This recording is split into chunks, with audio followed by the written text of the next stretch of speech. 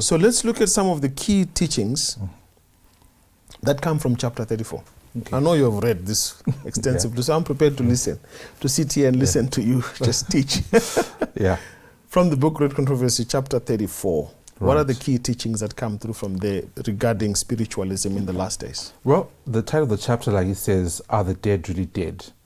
Can the dead talk to us? Can the dead communicate? Can we communicate with the dead? Why does the spirit of prophecy introduce that? I think there's a reason behind it. Now, remember, this is an age-old practice, and we're looking at it in the context of the last days. Go back to the book of Deuteronomy chapter 18. I won't cite it, but God gives a particular rule. Let nobody be found among you who communicates with the dead. That's way back in Deuteronomy before ancient Israel was even set up as a nation. And God already says this is a problem. In that context, Satan's aware of it, that God knows is a problem. But now we are in 2023. People will not go looking for the dead person. That means they're going to manipulate the situation and try other ways, or rather, let me say, Satan will try other ways to make sure that you and I break that injunction from the Lord. Because that injunction is still everlasting, by the way. So how will Satan do that? Let nobody be found among you in 2023, by the way, who speaks with the dead. I'm sure you've heard of necromancers. People who claim to be able to communicate with the dead, who, if you are bothered by one thing or the other, Melusi, you say, can I talk to my father? Can I talk to my grandfather? He had so much wisdom. And you look for somebody along with that skill set.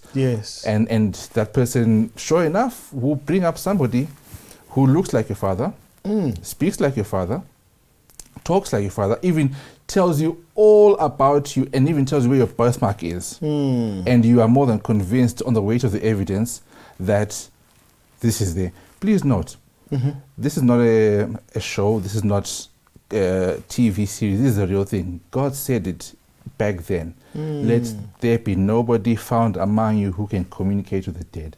Meaning it was a possibility then, it's a possibility now. So God says, it's possible for you to talk to someone who's dead. It's very possible. But God says, let nobody be found among you who can do that. But let's clarify that, Brother Kitso. This creature, let me use that word. That is then brought up and speaks, talks, has mannerisms like your father. Is that really your father? The answer is no. Categorically no.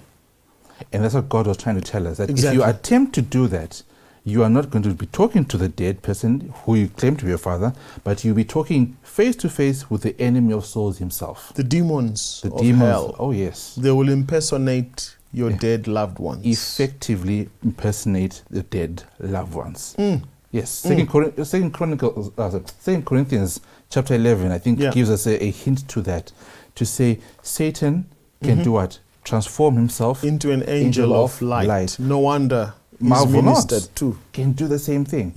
So I've been alive for some 30 plus years. You've been alive for some 40 plus years. The angels of Satan have been mastering us. They've been studying us. They know our traits. They know our weaknesses, our strengths, our mannerisms, everything, such that when we meet our demise, should somebody who is not wholly in Christ look for me to come from the grave, Satan will provide.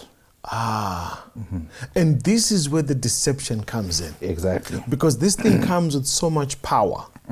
All right. And it's so convincing. And it's filling a hole of knowledge and excitement and thrill such that you get caught in.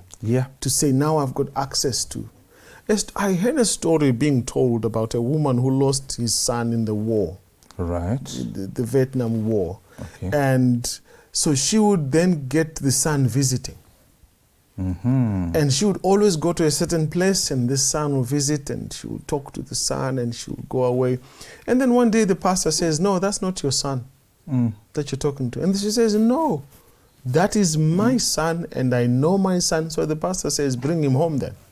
When you meet him there, why don't you bring him to his house, to this house, and he sleeps there, and give him food, let him eat.